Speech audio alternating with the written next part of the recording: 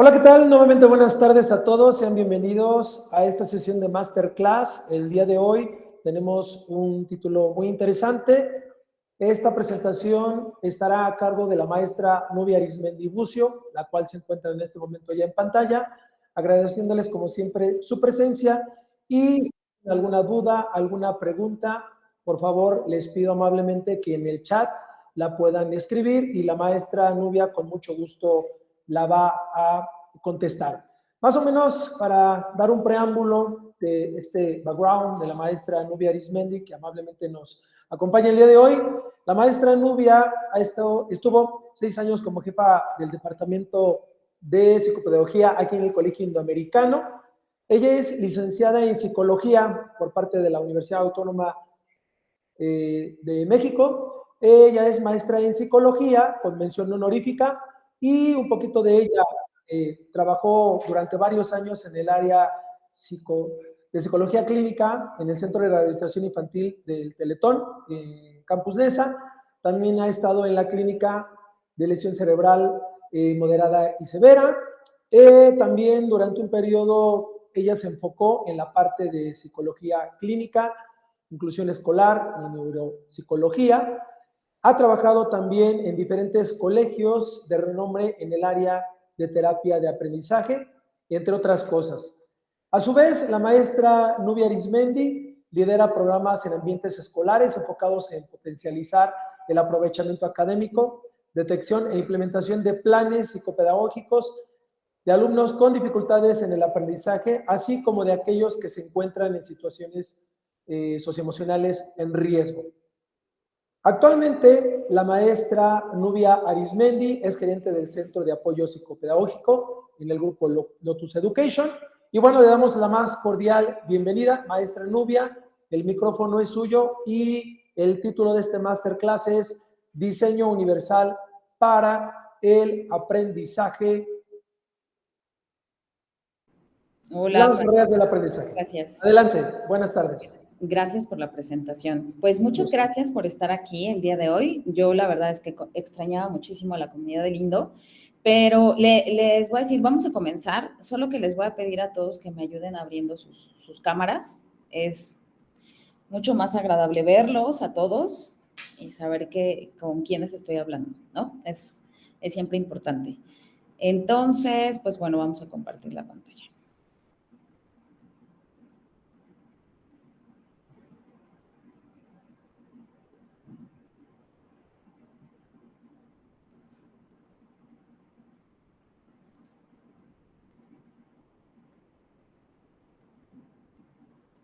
Ya la pueden ver todos, ¿verdad? Sí, todo bien. Bueno, el día de hoy platicaremos un poquito acerca, y digo un poquito porque la verdad es que este concepto es muy largo, ya tiene un muy buen recorrido y podríamos hablar mucho sobre él, ¿no? Pero el día de hoy vamos a hablar un poquito, el objetivo es sembrar la duda de todos ustedes y que después todos tengan la oportunidad de estudiar más al respecto, ¿vale? Entonces, pues bueno, a mí me gustaría empezar con esto, ¿no? Con esta lámina que dice todos somos diferentes. Resulta que en algún momento del tiempo, no sé en qué momento y no sé cuándo, ustedes a lo mejor lo puedan saber, pensamos que todos aprendemos igual, que todos somos muy parecidos, que todos tenemos las mismas necesidades y la raíz de muchos de los conflictos socioemocionales y a nivel de deserción escolar tienen que ver justo con el hecho de pensar que todos somos iguales. Ajá. Y resulta que ahorita lo que estamos intentando hacer es comenzar a cambiar de paradigma, intentando que todo el mundo sepa que somos diferentes, que eso no ha cambiado, pero sobre todo que ser diferente está bien, que ser diferente es lo correcto, que ser diferente es lo normal.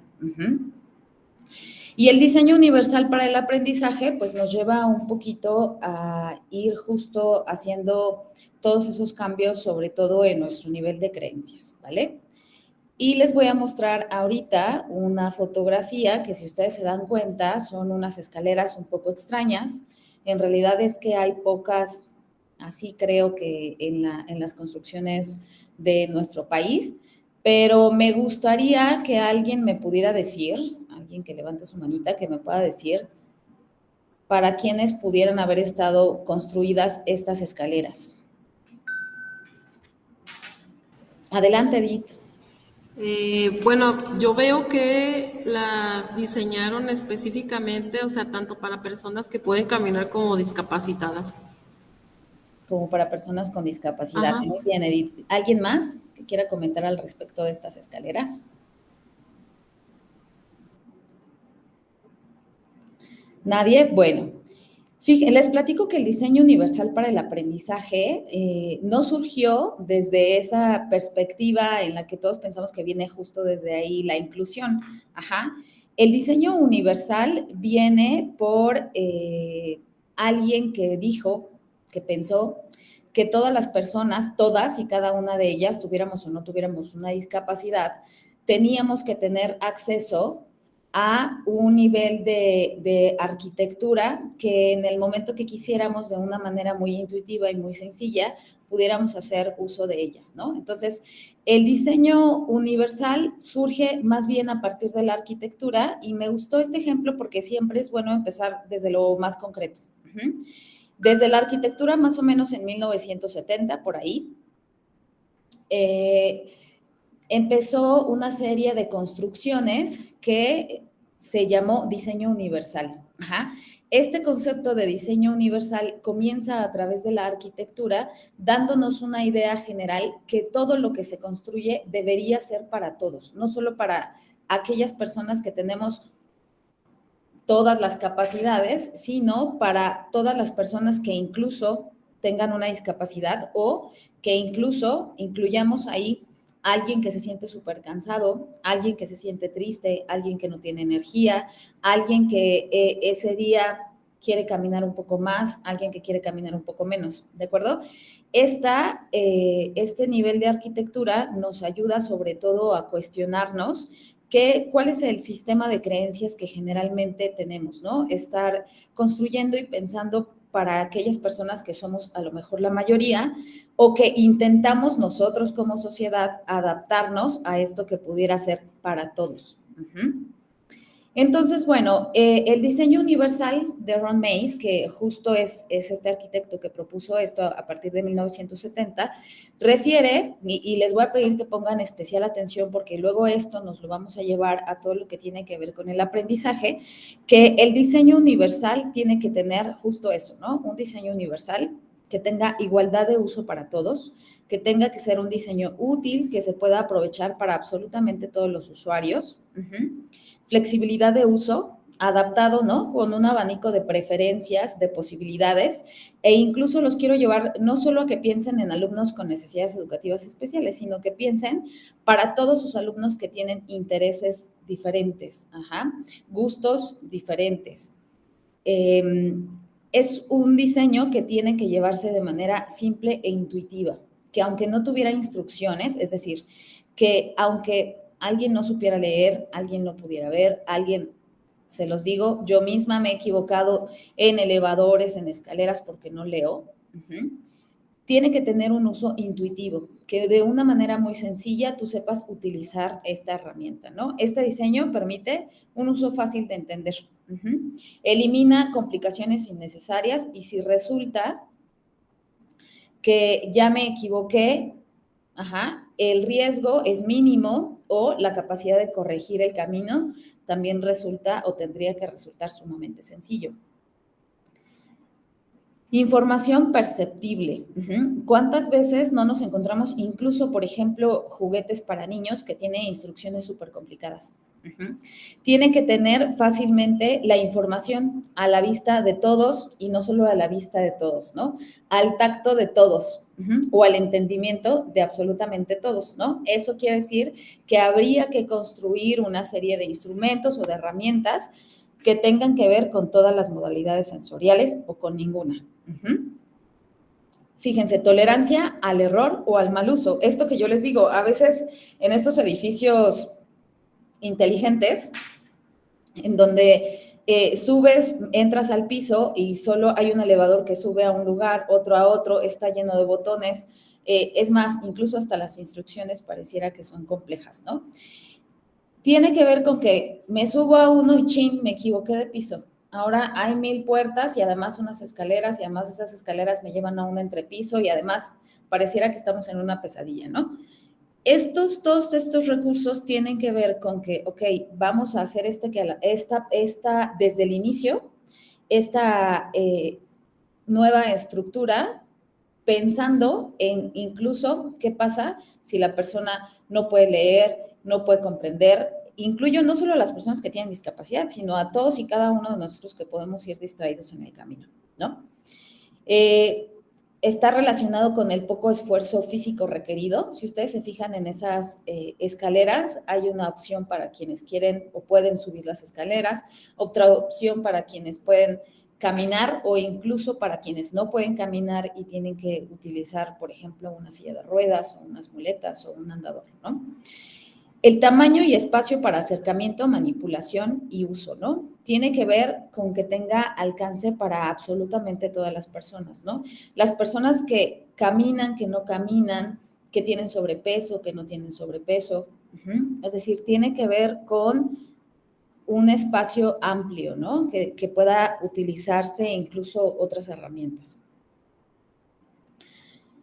Y bueno, ¿no? Parte importante de cómo vamos a emplear este diseño universal ahora para el aprendizaje tiene que ver con este cambio estructural de ideas con respecto a la discapacidad, ¿no? Resulta que, entre otras categorías que nos hemos encargado de hacer, existen personas con discapacidad y personas sin discapacidad. El propósito, el entorno, lo más profundo del diseño universal nos dice que en realidad las personas no tienen discapacidad. En realidad es que nosotros vivimos en un medio que vuelve discapacitante a la persona. Es decir, supongamos que existe alguien con silla de ruedas, pero en ese edificio únicamente hay escaleras. Si en ese edificio hubieran rampas o hubiera un elevador o hubiera alguna otra estructura que permitiera a esta persona subir, esta persona tendría menos probabilidad de depender de alguien más que lo apoye. La discapacidad tiene que ver con eso, tiene que ver con que yo pueda ser independiente en mi entorno y requerir de menor apoyo. Con todos estos conceptos del diseño universal tienen que ver con eso, tienen que ver con que vivimos en un medio que discapacita a las personas. No quiere decir que vamos a dejar de ver que hay personas que tienen una afección física, psicológica o de algún otro tipo que los lleva a tener un apoyo distinto. Sin embargo, si hacemos conciencia del momento en el que vivimos en el mundo, nos vamos a dar cuenta que la mayor parte de las cosas, incluso en las escuelas, incluso en medios donde pareciera que hay más apertura, están construidas únicamente para un grupo específico de personas. Y el resto de las personas nos adaptamos a ese entorno. Si este entorno tuviera un diseño universal que fuera para todos, entonces querría decir que hay menos personas que requieren o que tienen que depender de alguien más, ¿no? Eso querría decir que nosotros como entorno o el ambiente es quien discapacita a aquellas personas o a quien las vuelve mucho más dependientes, ¿no? Entonces, pues bueno, justo eso quiere decir, ¿no? De repente también nos podemos encontrar con que nosotros mismos en algún momento podemos requerir de un apoyo distinto, ¿no? Ya sea permanente o ya sea temporal. Entonces, todo esto que tiene que ver con el diseño universal garantiza el acceso a un nivel de aprendizaje distinto, ¿no? O al uso de las cosas, de las formas, de los entornos. Entonces, pues bueno, dentro de los principios básicos se desplaza la aplicación del término discapacidad de la persona al entorno. Por eso también escuchan ustedes conceptos como, bueno, no es una persona discapacitada, es una persona con discapacidad, por ejemplo, ¿no? Dejar de personalizar todo este grupo de necesidades. Fíjense, entendiendo que si un individuo no tiene posibilidad de acceder por sí mismo a un edificio, no es porque esté discapacitado, sino porque el propio edificio lo está. Ujú. Y resulta ser que lo más discapacitante no son los entornos, lo más discapacitante son los conceptos y las creencias discapacitantes, ¿no? Que nosotros también tenemos de manera constante en nuestro uso cotidiano. Ujú. Y bueno, nosotros que nos dedicamos a la educación, pues también lo vemos así, ¿no? Resulta ser que creamos planes curriculares que están enfocados en lo que creemos que son para la mayoría o en lo que creemos que la mayoría pudiera tener acceso, ¿no? Y sin embargo, podríamos tener un aula, yo siempre les digo, más o menos el 10% de la población que se encuentra en nuestras escuelas tienen una necesidad educativa especial, ¿no? Puede ser que incluso sean muy brillantes, puede ser que tengan una condición socioemocional apremiante o puede ser que esté relacionado con un trastorno del neurodesarrollo, incluso en la universidad. Sin embargo, nos vamos a dar cuenta que todos esos planes y que todos esos programas que nosotros hacemos, los hacemos pensando para la mayoría, para lo que creemos que la mayoría pudiera hacer o pudiera resolver. Entonces, les traje este videíto, son más o menos unos 6 minutos para que después podamos dar paso a lo siguiente. Es una explicación como muy general de este modelo, ya enfocado en el aprendizaje. Sin embargo, quería que empezáramos con la parte más concreta para que pudiera quedar un poco más claro, ¿no? Entonces vamos a darle play. El diseño universal para el aprendizaje, lo que conocemos por las siglas DUA, es un enfoque de enseñanza destinado a satisfacer las necesidades de cada alumno en el aula. Aunque requiere una planificación cuidadosa por parte de los maestros, este diseño es útil para todos los niños, incluidos los niños con dificultades de atención y de aprendizaje. A continuación, te explicaré cuáles son las bases principales del DUA y te proporcionaré 5 ejemplos prácticos contextualizados en el aula. Si eres docente, profesional de la educación, estudiante de magisterio o profesorado, o simplemente te apasiona el tema, te invito a que te suscribas al canal si todavía no lo has hecho. Encontrarás vídeos en los que hablo de estrategias educativas, así como metodologías de enseñanza, tutoriales sobre las tecnologías de aprendizaje y conocimiento y mucho más.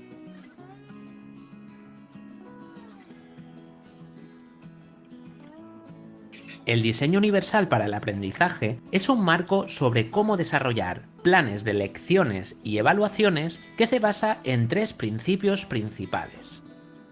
El primer principio es proporcionar múltiples medios de representación. El DUA recomienda ofrecer información en más de un formato. Por ejemplo, los libros de texto son principalmente visuales, pero proporcionar texto, audio, vídeo y aprendizaje práctico brinda a todos los niños la oportunidad de acceder al material de la forma que mejor se adapte a sus puntos fuertes de aprendizaje. Proporcionar múltiples medios de acción y expresión. El DUA sugiere dar a los niños más de una forma de interactuar con el material y mostrar lo que han aprendido. Por ejemplo, los estudiantes pueden elegir entre una prueba con un lápiz y un papel, hacer una presentación oral o hacer un proyecto. En el botón de información te voy a dejar un enlace a un vídeo donde hablo de la metodología del aprendizaje basado en proyectos. En él profundizo más sobre el tema de las diferentes formas de trabajos cooperativos y distintas formas de trabajar con proyectos. También te dejaré un enlace en la caja de descripción para que vayas a verlo cuando termines de ver este vídeo. La tercera base del diseño universal para el aprendizaje es proporcionar múltiples medios de compromiso. El DUA alienta a los maestros a buscar diferentes formas de motivar a los estudiantes. Permitir que los niños tomen decisiones y asignarles tareas que sientan relevantes para sus vidas son algunos ejemplos de cómo los maestros pueden mantener el interés de los estudiantes. Otras estrategias comunes incluyen hacer que el desarrollo de habilidades se muestre como un juego o, si es posible, dar oportunidad para que los estudiantes se levanten y se muevan por el aula, siempre bajo unas normas de convivencia básicas. Bien. Ahora que ya sabemos cuáles son las 3 bases del diseño universal para el aprendizaje, vamos a ver 5 ejemplos para llevar este diseño a la práctica. Especificar los objetivos de la lección. Tener objetivos ayuda a los estudiantes a saber para qué están trabajando. Es por eso que los objetivos siempre se hacen evidentes en un aula con un diseño universal para el aprendizaje.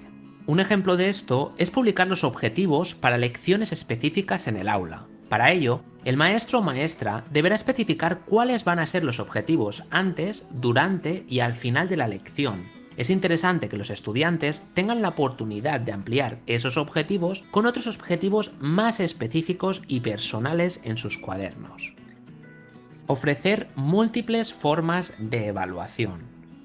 En el aula tradicional suele haber una sola forma para que un estudiante complete una tarea. Esto podría ser un ensayo o una hoja de trabajo. Con el diseño universal para el aprendizaje hay múltiples opciones. Por ejemplo, los estudiantes pueden crear un podcast, un vídeo para mostrar qué es lo que saben, incluso se les puede permitir dibujar una tira cómica.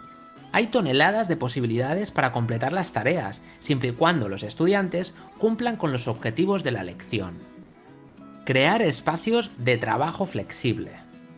El diseño universal para el aprendizaje promueve la flexibilidad en el ambiente del aprendizaje. Por eso, en un aula DUA hay espacios de trabajos flexibles para todos los estudiantes. Esto incluye espacios de trabajo individual tranquilo, trabajos en grupos pequeños y grandes e instrucción grupal. Si los estudiantes necesitan desconectar del ruido, pueden optar por usar auriculares o audífonos durante el trabajo independiente. Ofrecer feedbacks regulares. Con el DUA, los estudiantes reciben feedbacks a menudo todos los días sobre su proceso de enseñanza y aprendizaje. Al final de una lección, los maestros pueden hablar con los estudiantes individualmente sobre los objetivos de la lección. En este caso, se les anima a reflexionar sobre las elecciones que hicieron en clase y si cumplieron con los objetivos principales. Si no cumplieron con los objetivos, se les anima a pensar en lo que podría haberles ayudado a lograrlo. Ofrecer contenidos a través de las tecnologías de la información y la comunicación. El DUA reconoce que si los estudiantes no pueden acceder a la información, no pueden aprenderla. En un aula donde se trabaja este diseño, los materiales son accesibles para todo tipo de estudiantes. Los estudiantes tienen muchas opciones para la lectura, incluidos libros impresos, digitales, textos de voz y audiolibros. Para el texto digital, también hay opciones para la ampliación del texto, junto con otras opciones como el color y el contraste de la pantalla. Los vídeos tienen subtítulos y hay transcripciones para el audio. Escribe en los comentarios qué opinas tú sobre el diseño universal para el aprendizaje. ¿Lo pondrías en práctica en tus clases? Bueno, hasta aquí... El diseño universal. Un segundo. Ahí está. Hasta aquí una revisión como muy sencilla, muy clara de lo que es el diseño universal para el aprendizaje y de lo que pudiera verse en ejemplos como muy comunes, ¿no? Haciendo ciertos ejercicios, pensando en lo que planeamos de manera cotidiana para nuestros estudiantes. Si nosotros nos damos cuenta, ¿representa mayor trabajo? Puede ser que sí, porque estamos acostumbrados a planear ¿sobre qué? Sobre incluso mis propias habilidades para aprender, ¿no? Sobre incluso las propias modalidades que para mí son más sencillas de enseñar. Entonces, abrirnos al cambio, abrirnos hacia este otro tipo de modalidades, ponernos incluso a prueba sobre diferentes herramientas tecnológicas, también cuesta trabajo, ¿no? El cambio también resulta complejo. Entonces, pues bueno, el modelo de diseño universal para el aprendizaje tiene un gran enfoque actualmente y van hacia allá todos los modelos de bachillerato internacional. ¿Por qué? Porque resulta ser que si comenzamos todos a planear desde un inicio, el modelo de diseño universal tiene que ver no con la adaptación. Ahorita vamos a hablar de las adaptaciones curriculares, pero el diseño universal tiene que ver con que se creen desde un inicio modelos que pudieran funcionar para todos los alumnos, con una gran diversidad de modalidades sensoriales, con una gran modalidad de estrategias de enseñanza-aprendizaje dirigida para diferentes tipos de intereses, de entornos, de personas desde el inicio. ¿Esto qué va a provocar? Que en alguna medida existan alumnos que se vayan adaptando a eso, alumnos que a lo mejor hoy en día requieren de una adaptación curricular más fuerte. El diseño universal para el aprendizaje está hecho para que algunos de estos chicos se den cuenta que realmente no necesitaban tanto apoyo. Realmente nuestra cultura, nuestra forma de planear los estaba llevando a que requirieran de un apoyo mucho más fuerte, ¿no? Mucho más específico.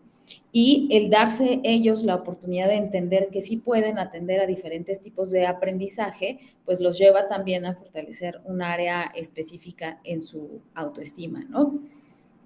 Entonces, justo de eso habla esta lámina, ¿no? Que todo el diseño universal para el aprendizaje tiene que proyectarse desde el origen. Entonces, un poco esta plática, a lo mejor estamos ya a la mitad del ciclo escolar, pero tendría que ir dirigida para que ustedes en su siguiente ciclo escolar puedan pensar en generar diseños en donde desde un inicio podamos adaptar o podamos generar nuevas cosas para todos nuestros alumnos, ¿no? Ahora, fíjense, vamos a hablar de ciertos términos que tienen que ver con la accesibilidad cognitiva.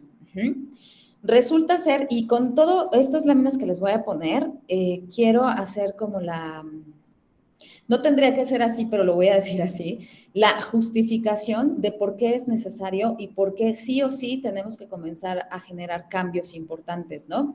Resulta ser que es indispensable, casi una regla básica de la ley de la vida, el que nosotros podamos entender el mundo que nos rodea.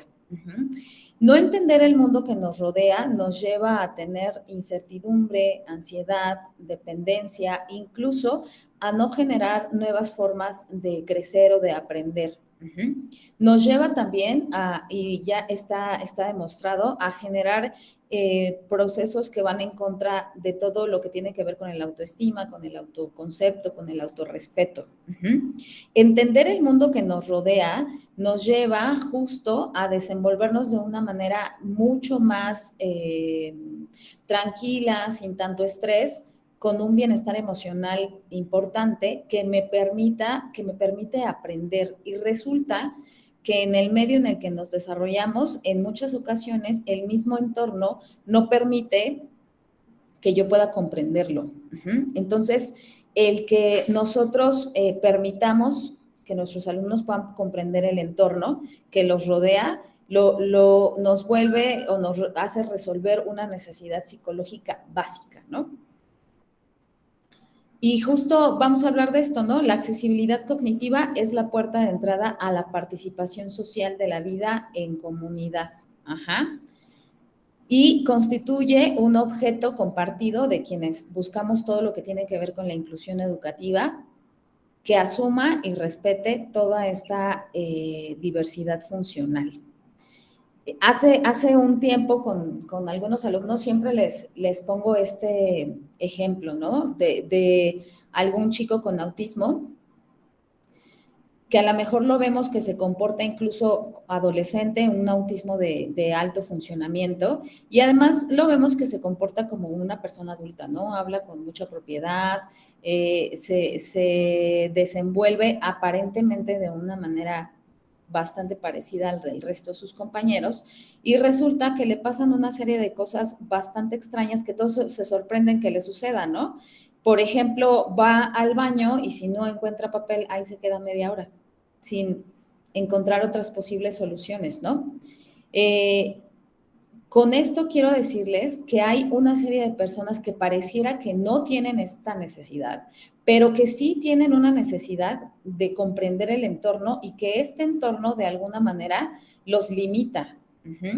Entonces, todas estas leyes, todas estas reformas que se han hecho, toda esta búsqueda de principios que van enfocadas a esto, tienen que ver con todas estas personas que necesitan entender un poco más el entorno y que todos nosotros necesitamos acercar ese nivel de aprendizaje, ¿no? Entonces, resulta ser que en México, en Latinoamérica, estamos todavía muy en pañales en todo lo que tiene que ver con la legalidad de la inclusión educativa, y en Europa nos llevan un poco de ventaja. Sin embargo, tampoco es que el tema haya concluido ahí, ¿no? Entonces, han hecho una serie o se realizan una serie de convenciones para poder empezar a regular todo lo que tiene que ver con la inclusión educativa. Y hace algún tiempo, en el 2006, México, dentro de esta Convención sobre los Derechos de las Personas con Discapacidad, aprueba en una Asamblea General de la ONU todos los derechos universales para las personas con discapacidad. Y en ese sentido, cuando nosotros como México, como país, firmamos en esta convención este documento, resulta ser que este documento se vuelve constitucional. Ajá. ¿Qué quiere decir? Que no es que sea una posibilidad que tenga que cubrir la escuela, sino que la escuela y todos aquellos que nos dedicamos a trabajar en las escuelas tenemos la obligación de generar una serie de opciones para los alumnos que no pueden aprender de la misma manera en la que todos creemos que aprendemos, ¿no? Entonces, le voy a pedir a alguien que me ayude a leer este apartado. Alguien que levante su manita.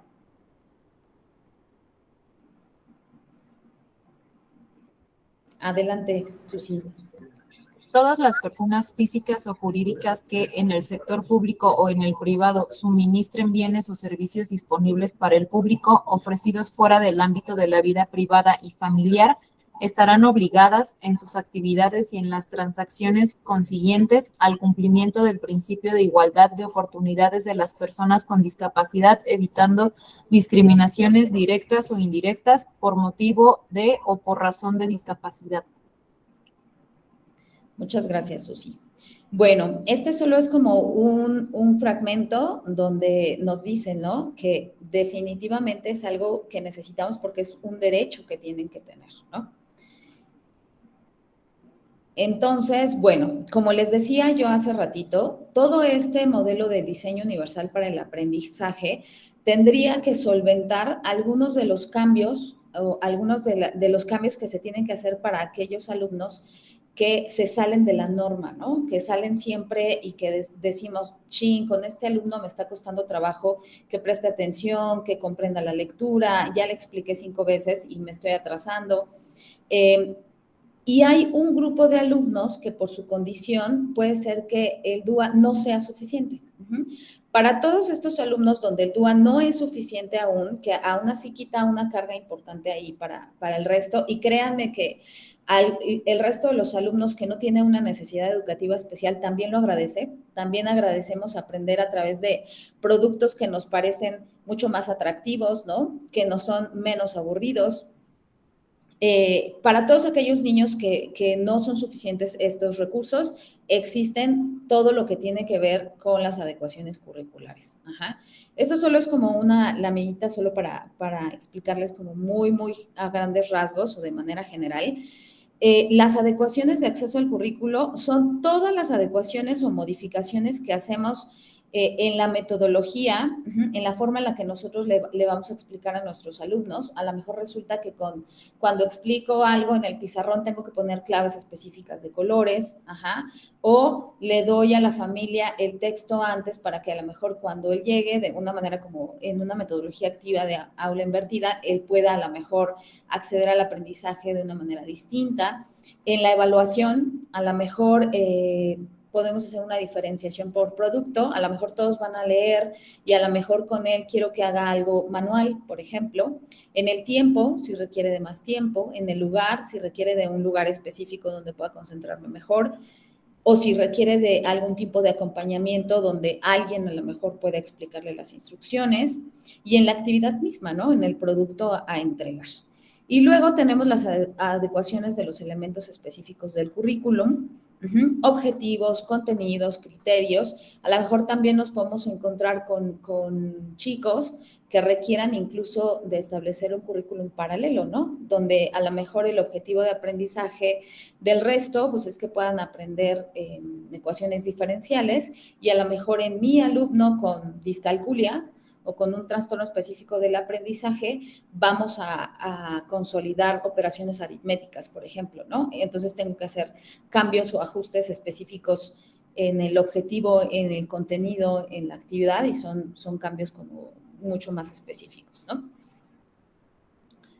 Y esta es la pregunta que en general mucha gente se hace, ¿no? Yo siempre les digo, aquellas personas que nos hemos dedicado por mucho tiempo a generar recursos para personas con alguna necesidad educativa especial, y aquí quiero incluir a todos los alumnos o personas que tienen un padecimiento de salud mental, llámese ansiedad, llámese depresión, llámese algún otro trastorno incluso de tipo psiquiátrico, que también requieren adaptaciones en el aula y que por muchos años hemos dejado olvidados, ¿no? En las áreas de psicopedagogía atendemos de repente ciertos bomberazos de contención o de remisión, pero nunca son exitosos aquellos programas donde solo atendemos esa parte, ¿no? Porque al final no damos este apoyo psicoterapéutico en las escuelas. Se vuelven exitosos en la medida en la que nosotros generamos una adaptación para este modelo distinto de aprender, porque este alumno también tiene necesidades educativas especiales. Este alumno también tiene fallas en la atención, también tiene una dificultad por interactuar en grupos, también tiene una serie de cuestiones y factores, ¿no? Y luego recibimos una serie de comentarios donde nos dicen, ¿no? Bueno, pero ¿cómo va a irse a la universidad sin saber matemáticas? O ¿de qué sirve que hoy le ayude si se va a ir a la universidad y allá quién le va a ayudar? ¿No? Esta es un poco la respuesta a esa pregunta. Todo lo que hacemos con el diseño universal para el aprendizaje y todo lo que generamos a través de las adecuaciones curriculares tiene todo el sentido con el concepto de zona de desarrollo próximo. Todo lo que hacemos va a ir justo en esta área. Todos los cambios, los ajustes, es que estamos acercando este espacio. Porque ya sabemos que aquellos alumnos que identifican que ese espacio es muy amplio, a través de esa desmotivación deciden tirar la toalla. Entonces, todos esos cambios se generan en ese espacio. Y durante todo ese tiempo, el cerebro sigue generando cambios de plasticidad, cambios de forma de aprender, cambios de compensación, cambios en los que los alumnos pueden irse adaptando. Habrá momentos y habrá condiciones en las que biológicamente a lo mejor tenemos un límite. Bueno, pues también existirán nuevos aprendizajes de conductas compensatorias que los alumnos pueden generar.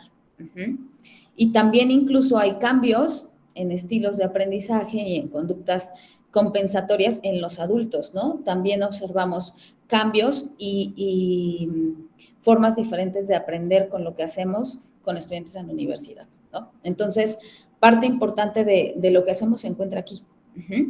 Y si ustedes han tenido experiencias con alumnos que tienen una necesidad distinta y que a través del esfuerzo y de lo que hacemos con esta serie de estrategias y se dan cuenta al final lo que logran, se llevan de verdad toda su gratitud y un sello bien distintivo en ellos de qué cosas sí se pueden lograr. Entonces, pues hasta aquí todo lo que el día de hoy trajimos sobre el diseño universal del aprendizaje. A mí me gustaría escucharlos. Si tienen preguntas, si tienen sugerencias, si tienen algo que compartir entre todos, pues los escucho. Muchas gracias. Muchas gracias, maestra Nubia. Justo en el chat estamos poniendo, si ustedes tienen alguna duda, un tema interesantísimo para todos, que de alguna manera nos incumbe como docentes. Y bien, si tienen alguna duda, alguna pregunta, por favor escribirla, o si alguna persona quiere abrir su micrófono, con mucho gusto la maestra Nubia responde. Adelante.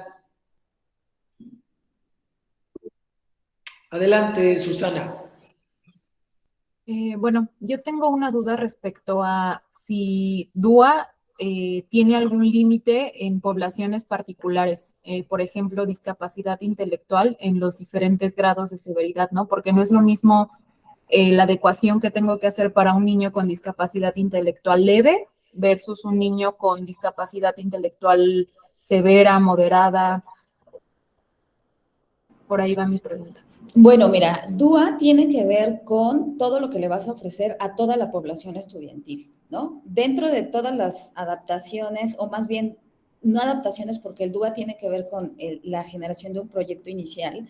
Todo lo que tienes que hacer pensando de manera inicial tendría que impactar de manera directa a toda tu población, incluyendo, que ese es el reto más grande, incluyendo a aquellos chicos que tienen una discapacidad intelectual, ¿no? Entonces, por eso tiene que ser muy intuitivo. Sin embargo, hay diferentes niveles de discapacidad intelectual. En aquellos niveles de discapacidad intelectual donde el DUA no alcanza, forzosamente necesitamos generar una adecuación curricular. Ahora, ¿cuál es el límite de la adecuación curricular que necesitamos, que podemos emplear? Hace muchos años, buscando entre qué cosas sí podemos hacer, qué cosas no podemos hacer, no existe un documento, no, hasta donde yo entiendo, no existe un documento que te diga, ¿sabes qué? Como tu alumno está en CEP, está en UNAM, está en cualquier otra incorporante, te dice que no puedes construir un currículum paralelo o no puedes hacer estas adecuaciones. No existe, ¿por qué? Porque legalmente tenemos la obligación de generar opciones para ese alumno que no puede aprender igual que otros. Y ya está firmada en esta convención que les presenté, y quiere decir que es constitucional, y quiere decir que incluso si existiera alguna cosa legal que pudieran entablar porque no se me están dando las herramientas para que yo pueda aprender así, se pudiera llevar.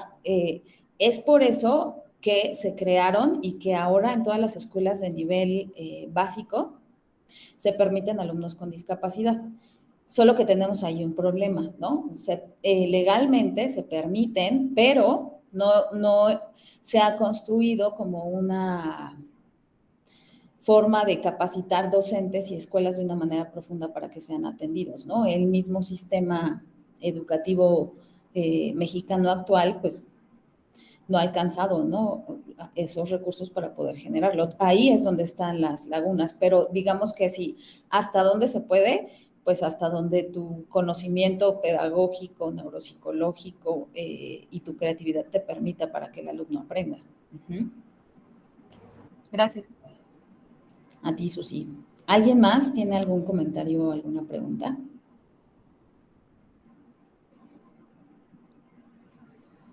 ¿Alguna otra duda, alguna otra pregunta que alguien desee hacer? Por ahí está escribiendo la maestra Verónica Morales, maestra Nubia. ¿Cómo pudiera identificar dentro del grupo a alumnos que tienen alguna deficiencia intelectual sin confundir con que tienen flojera, para no atenderlos y saber cómo ayudarlos? Muy buena pregunta. Muchas gracias, Vero. Me encanta tu pregunta porque además ese es algo que siempre, cuando damos capacitación en escuelas, es algo que siempre decimos y hacemos referencia, ¿no? ¿Existen alumnos que tienen menos energía que otros? Sí existen. Pero resulta que en el neurodesarrollo e incluso en la adultez, les voy a decir que incluso en la adultez, la flojera o la baja energía tiene que ver más con estados distintos, como por ejemplo, ¿cómo te puedes dar cuenta que un alumno tiene una dificultad a nivel cognitivo de aprendizaje versus si tiene flojera, ¿no? Te voy a decir algo que es bien complejo. Todos aquellos alumnos que han tenido un trastorno del aprendizaje diagnosticado o sin diagnosticar, generan una condición emocional que los acompaña y los acompañará el resto de la vida, que tiene que ver con una baja autoestima, porque la autoestima se va generando también a través de lo que sé que puedo lograr y a través de lo que logro, ¿no? A través de la autoeficacia.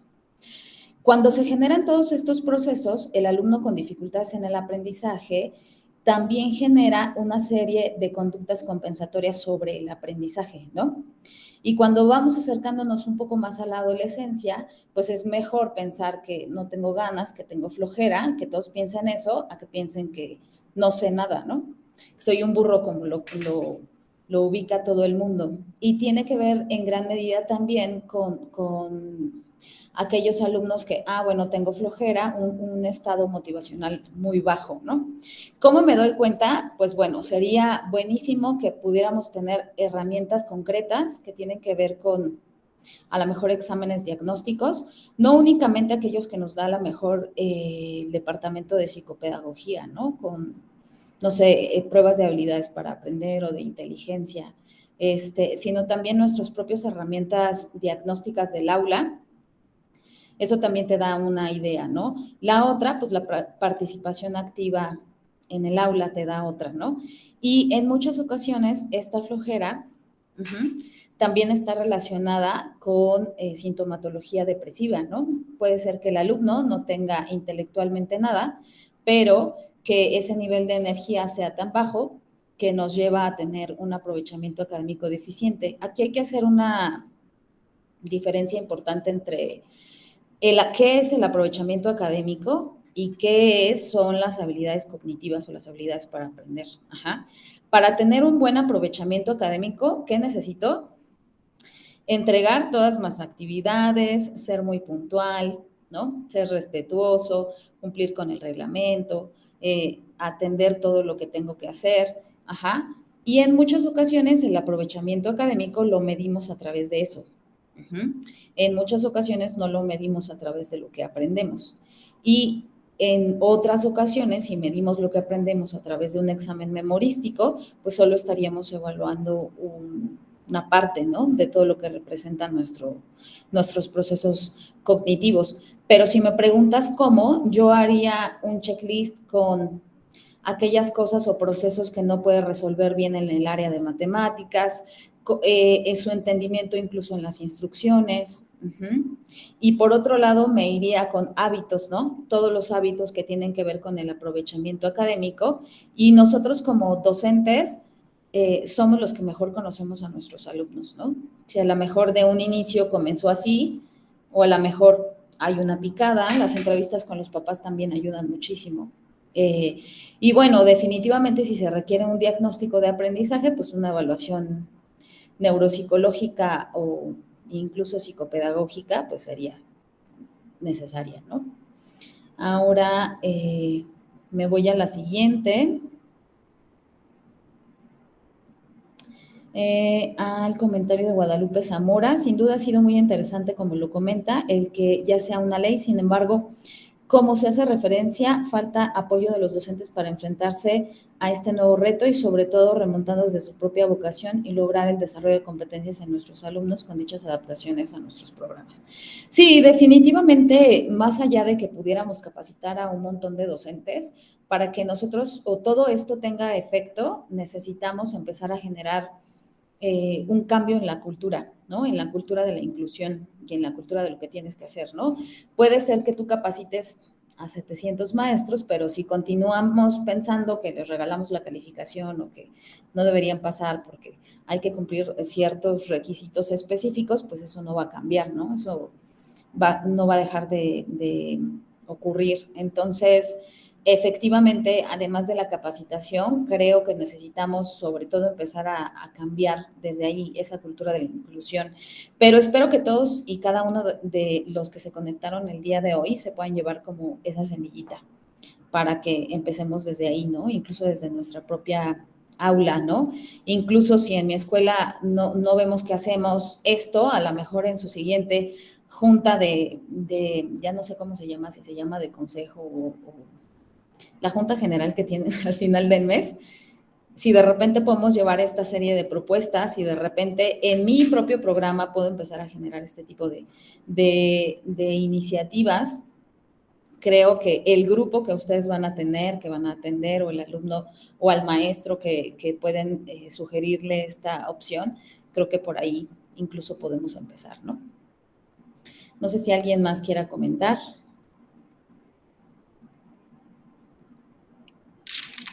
¿Alguna otra duda, alguna otra pregunta? Creo que es muy valiosa la información que nos ha compartido la maestra Nubia, este espacio de Masterclass. Y bueno, si no hay alguna otra pregunta, maestra Nubia, muchísimas gracias por esta información compartida y este tiempo brindado. Muchísimas gracias a todos los asistentes que amablemente se conectaron esta breve hora que se nos fue volando. Y nada más para cerrar, maestra Nubia, adelante. No, pues solo agradecerle su presencia, espero volvernos a ver después en alguna otra oportunidad y pues mil gracias. Saludos A todos. Muchísimas gracias. Muchísimas gracias a todos. Que pasen una bonita tarde y nos vemos en la próxima sesión de Masterclass. Buena tarde a todos. Gracias. Gracias.